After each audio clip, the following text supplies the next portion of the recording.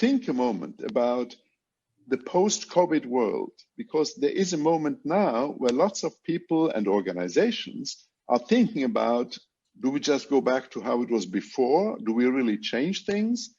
I think one of the worst things we can do is to continue to believe that pandemics are one thing and climate change is another thing. Now, one of the reasons we're not changing policies and one of the reasons we're losing the battle against emerging diseases is because we have refused to admit that there's a direct connection between climate change and emerging diseases.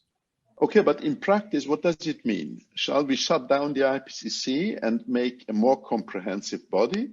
Do we need another body like the IPCC, another silo for infectious diseases? What does it mean in practice? Because what's really going to happen is you have action on the climate front and you have very little action on the other front. You have national things, you have geopolitical contentions and stuff like that.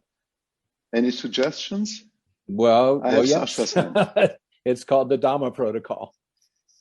And this is one of the frustrations. We know what to do to be effective and proactive about the emerging disease crisis, but there is no will.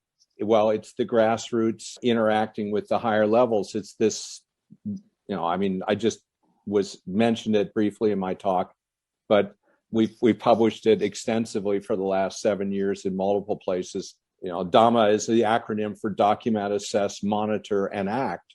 And it's a matter of putting into practice, focused on emerging infectious diseases, basically everything we learned from the biodiversity and socioeconomic, sustainable biodiversity use and socioeconomic development conversations of the 1980s and 1990s, just focusing it on one particular element of biodiversity and climate change, which is emerging infectious diseases.